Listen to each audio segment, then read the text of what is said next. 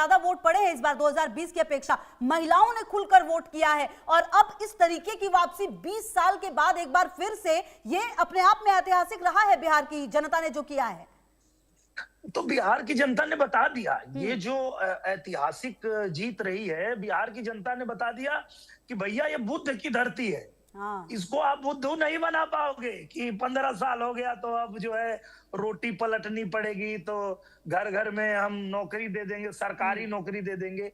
ये सब बकवास की बातें जो हो रही थी, वो जनता समझ रही थी कि भाई ये फिर आ गए हैं चुनाव में आकर के और इस तरह से ये बहकी बहकी बातें करेंगे।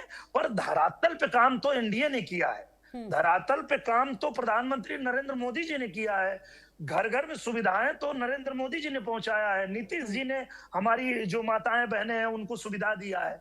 तो इसलिए जनता को तो भरोसा था। बिल्कुल, और वही भरोसा शायद अब वोट में नजर आया है। अच्छा दिनेश लाल जी, मुख्यमंत्री जो है वो नीतीश कुमार ही होने वाले हैं क्या? 100%। और एनडीए के जो मुख्यमंत्री के चेहरा है वो नीतीश जी ही हैं। और हम लोग उनके चेहरे पे ही चुनाव लड़े हैं। और बिहार को भी नीतीश जी पे भरोसा है, हम सबको नीतीश जी पे भरोसा है कि उन्होंने अपना योगदान जो बिहार के लिए दिया है वो बिहार की जनता नहीं भूल सकती है। और इसीलिए बिहार की जनता ने ये जो परिणाम हमको दिख रहा है वो मिला है। तो निश्चित रूप से 100% नीतीश जी ही होंगे हमारे प्रधानमंत्री। तो दिनेश जी, कुल मिलाकर ये माना जाए सर कि जो 20 साल में जो बदलाव हुए, जो बिहार की जनता ने जंगल राज जो सो कॉल्ड कहा जाता है उससे जो निकली जनता, और जो अब तक उन्होंने देखा है एक भरोसा और एक विश्वास और कहीं ना कहीं एक वो डर भी उस वक्त का, शायद जनता उसको भूल नहीं पाई है। अच्छा देखिए सर, जेनजी की बात हो रही थी, कहा जा रहा था कि जेनजी तो जंगल राज देखा ही नहीं है, वो वोट करेंगे महागठबंधन के लिए। लेकिन कहा यह गया कि क्यों उनके माता पिता तो बताएंगे, गूगल कहां जाएगा, ये बातें भी रखी गई। ये बातें भी रखी गई और छोटी छोटी जो हमारी बहनें हैं वो भी ये बात कहती थी कि हम जब बहुत छोटे थे तो ये वही बिहार है जहां 6 बजे के बाद हमारी माँ हाथ पकड़ के घर में खींच लेती थी कि बेटा अंदर चलो, कोई उठा ले जाएगा। ऐसा जंगल राज था। तो ऐसा नहीं है कि उन लोगों ने नहीं देखा है बिहार को। और बिहार में जब इन लोगों को मौका मिला था, इन लोगों ने ऐसा जंगल राज मचाया था कि बिहार से निकल के बाहर से भी कमा के अगर कोई बिहार में एक छोटा सा अपना घर बनाता था तो ये चले जाते थे उनसे पैसे मांगने, और पैसे ना मिले तो जिंदा जला देते थे। तो ये बिहार भूला नहीं है, ये दर्द बिहार भूल नहीं सकता है, क्योंकि उनको मौका दिया था। ऐसा नहीं है कि उनको मौका नहीं मिला था, पर उन लोगों ने बिहार को ठगा, बिहार को लूटा।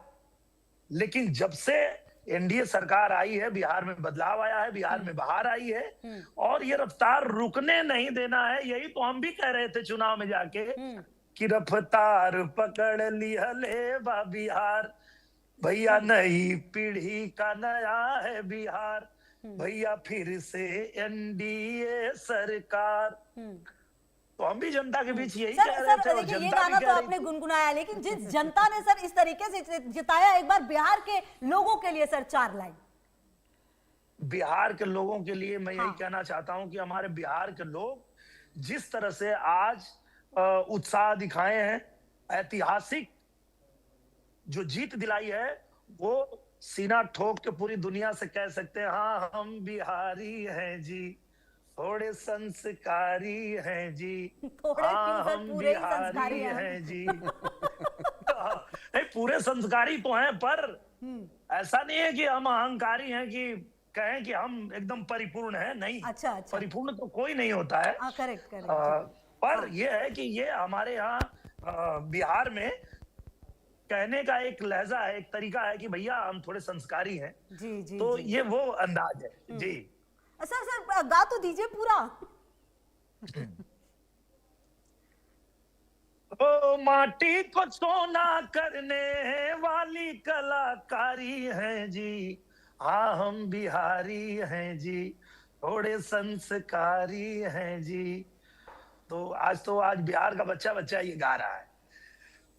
बिल्कुल सर, और कहीं ना कहीं अब जो लोग जिन्होंने इतना ज्यादा भरोसा दिखाया है, सबसे पहला काम सर क्या होगा अब जब शपथ लेंगे नीतीश कुमार, उसके बाद क्या वो चीजें होंगी दो तीन जो कि सबसे ज्यादा बात की गई है और उस पर काम किया जाएगा?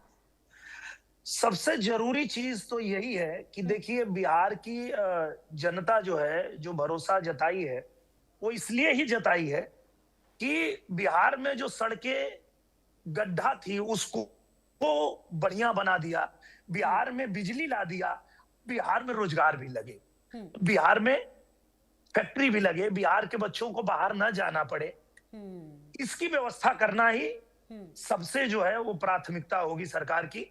और सरकार ने वादा किया है तो उसको पूरा करेंगे, क्योंकि देखिए एनडीए जो वादा करती है उसको पूरा करती है। हाँ, ये चाहे वो जी। सर, आप भी कुछ पूछना चाह रहे थे, सवाल सर इनका भी है और उसके बाद मैं भी सर आपसे कुछ पूछती हूँ फिर जी। खेसारी लाल जी के बारे में क्या कहना चाहेंगे? लगातार पीछे चल रहे हैं वो, दिनेश जी। वो पीछे इसलिए चल रहे हैं कि वो राम मंदिर के पीछे पड़ गए थे।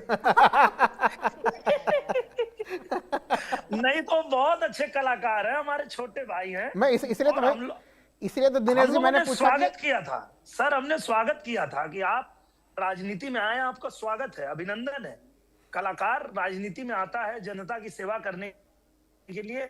जनता ने हमको, उनको सबको कलाकार बनाया, तो हमारा कर्तव्य है कि हम उनके बीच जाएं, उनके दुख सुख में उनका साथ दें। ये बहुत अच्छी बात है, तो हमने स्वागत किया था और बार बार हमने कहा था कि आप राम मंदिर के पीछे क्यों पड़े हो, पर राम मंदिर के पीछे पड़े इसीलिए आज पीछे हैं। दिनेश जी, एक चीज मैं ये कहूंगा कि चूंकि देखिए प्रचंड बहुमत मिला हुआ है, तो प्रचंड बहुमत के साथ जनता ने तो अपना चैप्टर पूरा कर दिया है कि उन्होंने आपको अभूतपूर्व संख्या 200 से ऊपर वाली संख्या दे दी है।